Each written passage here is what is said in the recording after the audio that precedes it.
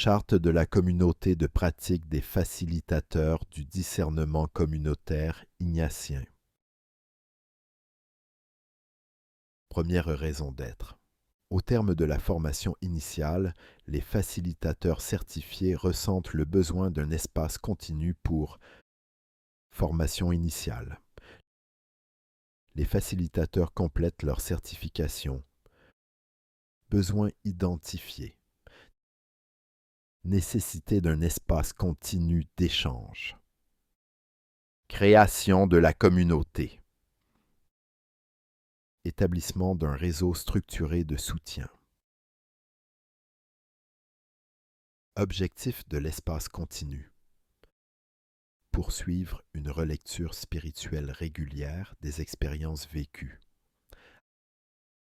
Approfondir la dimension spirituelle des accompagnements réalisés.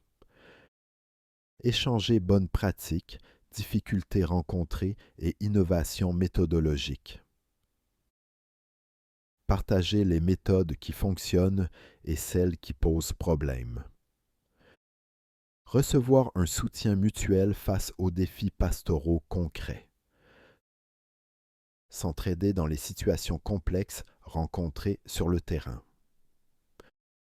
Maintenir une veille théologique et méthodologique sur les questions liées à la synodalité. Rester informé des développements dans le domaine. Objectif central. La communauté de pratique constitue ainsi un réseau structuré dont l'objectif central est la croissance collective au service de la mission de l'Église. Mission de l'Église. Objectif ultime. Croissance collective. Développement des compétences. Réseau structuré. Fondation de la communauté.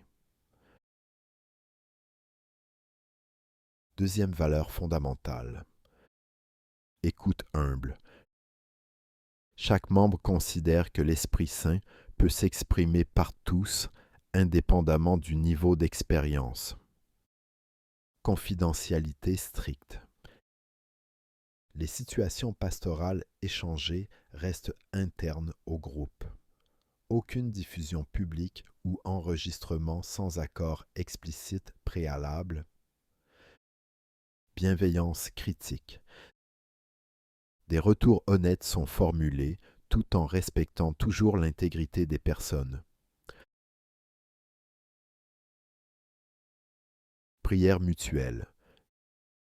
Chaque membre s'engage à prier régulièrement pour les autres membres, particulièrement dans des périodes de discernement complexes. Mission communautaire. Le partage des expériences ne vise jamais une satisfaction personnelle, mais sert la fécondité missionnaire des communautés locales. Troisième, engagement concret des membres. Les membres s'engagent explicitement à participer régulièrement à au moins 2 webinaires sur 4 chaque année, ainsi qu'à la rencontre annuelle, présentielle ou en ligne. Partager leur expérience. Présenter au moins une fois par an un discernement vécu selon le modèle fourni par la fiche « Étude de cas ». Mise à jour continue. Lire attentivement les documents partagés, textes magistériels, nouvelles méthodes, et faire un retour critique si nécessaire. Accompagnement fraternel. Être disponible sur demande pour un entretien individuel d'1 heure avec un autre facilitateur avant ou après une situation sensible de discernement. Formation permanente. Intégrer progressivement les innovations pertinentes, sociocratie, médiation des conflits, en les expérimentant soigneusement avant toute généralisation. Quatrième, accueil et intégration des nouveaux membres. Conditions d'admission. Avoir complété ou être en cours d'achèvement le parcours intégral, session, mise en pratique, retraite, et disposer de la certification diocésaine. Système de parrainage. Chaque nouveau membre est accompagné durant une année complète par un facilitateur expérimenté pour se familiariser avec les outils et les pratiques de la communauté. Engagement explicite. Signature obligatoire de la présente charte et inscription au calendrier annuel des partages. Rituel d'accueil officiel. Lors du premier webinaire de l'année, lecture publique du nom du nouveau membre suivi d'une prière collective d'intercession pour son intégration.